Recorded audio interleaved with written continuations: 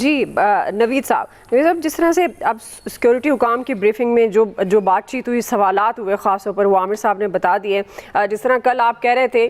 کہ یہ تو واضح طور پر ایران کی وکٹری ہے، اور اس کے بعد سفارتی سطح پر جس طرح سے پاکستان نے ثالثی کا کردار ادا کیا تو پاکستان کی وکٹری ہے. اب جو توقعات ہیں اور بہت سارے ماہرین اور خود وزراء حکومت کے جو نمائندگان ہیں وہ بھی کہہ رہے ہیں کہ اب اس کے بعد پاکستانیوں کو ریلیف ملے گا. تو آپ سمجھتے ہیں کیونکہ آغاز جب ہوا جنگ کا تو پاکستان میں پیٹرول 265 روپے تھا اور اس وقت جو ہے وہ فی لیٹر 374 ہے، تو کیا یہ امید رکھنی چاہیے کہ اس معاہدے کے بعد مہنگائی کم ہوگی، پیٹرول اسی حالت میں واپس آئے گا؟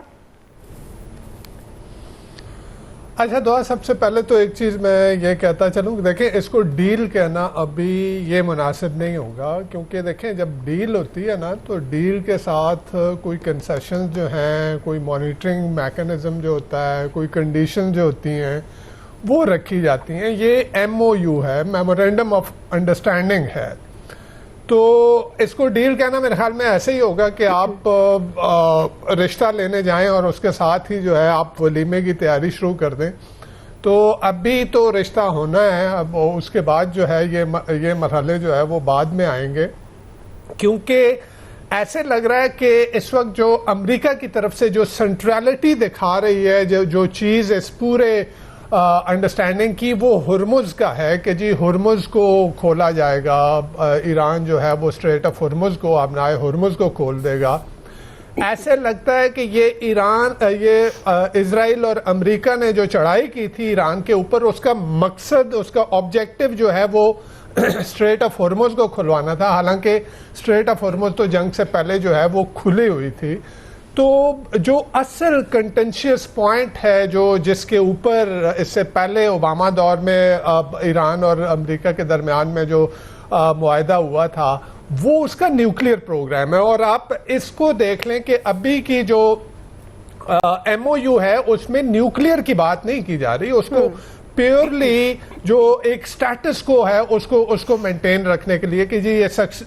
60 دن کا جو آپ کا سیز فائر جو ہے اس کو ایکسٹینڈ کیا جائے گا، اور اس میں وہ دیکھا جائے گا، وہ اسٹریٹ آف ہرمز کو کھولیں گے. امریکہ جو ہے وہ اکنامک جو اس کا بلاکیڈ کیا ہوا ہے اس کو جو ہے اٹھائے گا، اور اس کے بعد جو ہے وہ آگے جا کے یعنی جو ڈیل ہے اس کی طرف جو ہے وہ اقدامات اٹھائے جائیں گے. لیکن ایک چیز جو ہے وہ جو ٹرمپ جس کو سیل کر سکتے ہیں اس وقت، ابھی یہ بھی باتیں چل رہی ہیں دونوں اطراف سے، ایران میں بھی اور امریکہ میں بھی، جو ہاکس ہیں وہ لوگ جو جنگ چاہتے ہیں وہ اس ڈیل کی مخالفت کر رہے ہیں. اور یہ بھی خبریں آ رہی ہیں کہ صدر ٹرمپ جو ہے وہ اپنی ایڈمنسٹریشن میں ایک پرج کرنے جا رہا ہے ان لوگوں کا جو کہ اس ڈیل کی مخالفت کر رہے ہیں، کیونکہ ٹرمپ دونوں طرف سے، ایران کی طرف سے بھی اور امریکہ کی طرف سے بھی ایک ایگزاسشن ہے. امریکہ ایگزاسٹڈ ہے، ایران ایگزاسٹڈ ہے، لیکن ایران کی کیونکہ وہ نظریاتی طور پہ ڈریون لوگ ہیں تو وہ اسٹل ریزیلینس دکھا رہے ہیں. لیکن امریکہ کی طرف سے آبویسلی ایک جنگ اور پھر آگے جس طرح سے مڈ ٹرم الیکشن آ رہے ہیں تو ٹرمپ جو ہے وہ کسی طریقے سے ایک آف ریمپ چاہتا تھا، وہ اس جنگ سے نکلنا چاہتا تھا، وہ اس کو اس MOU کی شکل میں جو ہے وہ مل گئی ہے. صحیح. اچھا یہاں پہ جیسے کل بھی میں نے ذکر کیا کہ پاکستان اس کا ایک ونر ہے، ایران کے ساتھ ساتھ پاکستان اس کا ونر ہے، کیونکہ پاکستان ڈپلومیٹک پیریفری سے وہ ڈپلومیٹک سپاٹ لائٹ میں آیا. یعنی ہم ہی بات کر رہے تھے، یہ گورنمنٹ جب آئی اس وقت سے، جب سے ٹرمپ جو ہے وہ اقتدار میں آیا دوبارہ، ہم یہ بات کر رہے تھے کہ پاکستان کی جو ہے وہ کوئی اسٹریٹجک پرائرٹی پاکستان جو ہے وہ ٹرمپ ایڈمنسٹریشن کے لیے نہیں ہے اور نہیں تھا. کس طرح سے پاکستان نے اپنے آپ کو اس پیریفری سے سپاٹ لائٹ میں لے کے آیا، دیر از نو ڈاؤٹ اباؤٹ اٹ کہ یہ پاکستان کی ایک بہت بڑی اچیومنٹ ہے. لیکن اس کے ساتھ ساتھ ایک چیز اور میں دعا کہتا چلوں کہ دیکھیں یہ ٹیکٹیکل آپ کی وکٹری ہے. یہ اس کو آپ اسٹریٹجک ٹرمز میں میرے خیال میں اب بھی اس کے اسٹریٹجک گینز کو، اس کو ریپ کرنا، اس کو ریئلائز کرنا، یہ بات کا سٹیج ہے. اب بھی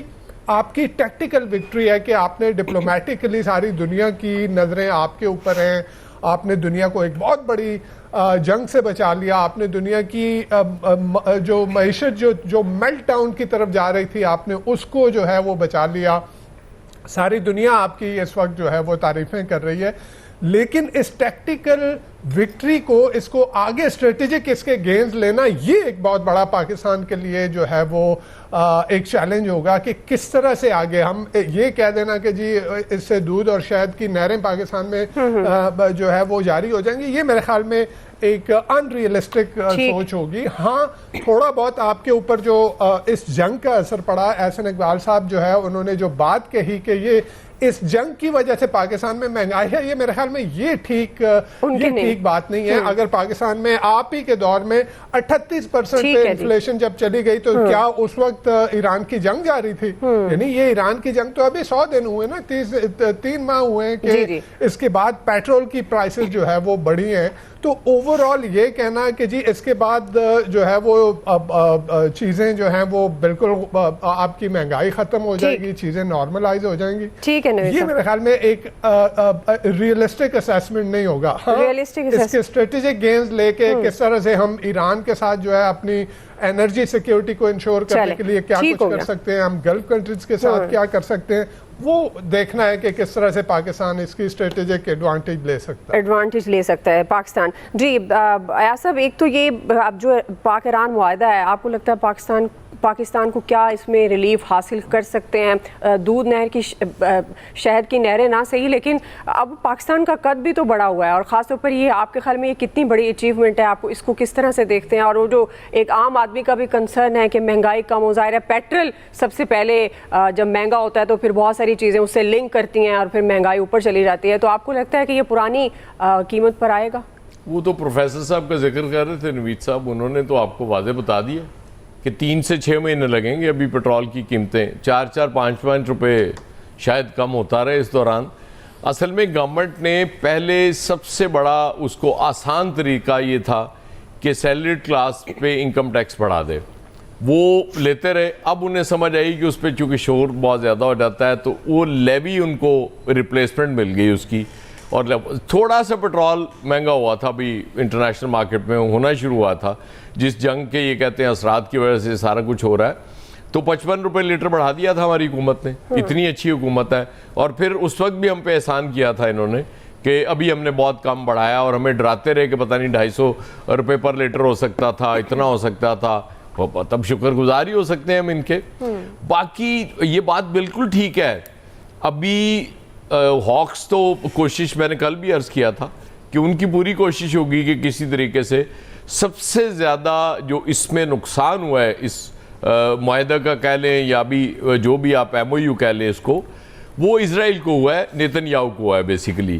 کیونکہ نیتن یاہو اب الیکشن ان کے یاہو کے بہت قریب ہیں, اور وہ الیکشن میں گین ان کو اسی طرح سے مل سکتا تھا. اب دیکھیں یہ بھی پہلی بار ہوا ہے کہ ٹرمپ